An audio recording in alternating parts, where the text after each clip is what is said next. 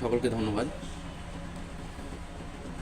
আমরা আজকে দেখব গ্রাম প্রতি কীভাবে লোনের তথ্য, সঞ্চয়ের তথ্য এবং অন্যান্য তথ্যগুলো কীভাবে পাবো। এখানে বিষয়টা হচ্ছে, প্রথমত বলি, আজকে হচ্ছে 12ই ফেব্রুয়ারি 2025।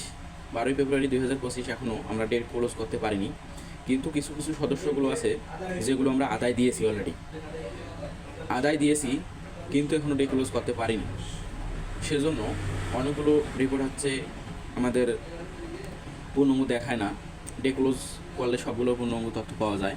তো আমরা ডে ক্লোজ ব্যতীত কীভাবে ওই সদস্যের বা ওই গ্রামের একুরেট তথ্য পাবো সে বিষয়ে দেখব আমরা। প্রথমে সদস্যভিত্তিক রিপোর্ট, এই জায়গাতে আসবো। সদস্যভিত্তিক রিপোর্টে আসলাম, এখান থেকে আসবো সদস্যভিত্তিক ব্যালেন্স। সদস্যভিত্তিক ব্যালেন্সে আসবো। সদস্যভিত্তিক ব্যালেন্সে এসে সদস্যভিত্তিক ব্যালেন্স রিপোর্ট, এই তথ্যটাতে আমরা দেখব। অন্য অন্য তথ্যগুলো যেগুলো আছে এগুলো ডেক্লোজ হলে হয়, পূর্ণাঙ্গ হয়, কিন্তু ডেক্লোজ ব্যতীত অনেক সময় আসে না, কিন্তু এটাতে ডেক্লোজ ব্যতীতও আসে। আমরা এটাতে দেখব। এখানে ঢুকার পর আমরা কর্মী ওয়াইজ দেখতে পারবো, সমিতি ওয়াইজ দেখতে পারবো। যেহেতু আমাদের মূল উদ্দেশ্য হচ্ছে সমিতি ওয়াইজ দেখবো, আমরা সমিতিতে তার কি স্থিতি কত বর্তমান সেটা দেখবো। তো আমরা ঢুকলাম, এখান থেকে রিভিউ করে নেব। রিভিউ করে নেওয়ার পরবর্তীতে এখান থেকে আমরা চেক করব। আমরা এখানে লোন ব্যালেন্স এখানে দেখতে পাচ্ছি, টোটাল দেখতে পাচ্ছি। টোটাল এখানে এই তথ্যটা পাওয়া যাচ্ছে আমাদের এখানে।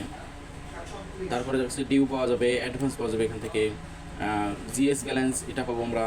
জিএস ব্যালেন্সের পরে এলটিএস পাবো, এলটিএস বা পিপিএস, এমবিএস পাবো, এফডিআর পাবো, সেভিংস, ভলান্টারি সেভিংস, এটা তথ্য এখান থেকে আমরা পাবো। তো কারেন্ট ডেটে দেখার জন্য এটা তথ্যই সব থেকে বেটার, এজন্য আমরা এখান থেকেই দেখব। যদি চাই আমরা তার সব সমিতি দেখবো, সেখান থেকে আমরা সব সমিতি দেখতে পারি। আপনাদের সুবিধার্থে আর একবার বলতেছি আমি। প্রথমে সদস্যভিত্তিক রিপোর্ট, সদস্যভিত্তিক রিপোর্ট পর সদস্যভিত্তিক ব্যালেন্স এখান থেকে আমরা সদস্যভিত্তিক ব্যালেন্স রিপোর্ট এখান থেকে আমরা দিয়ে দেব।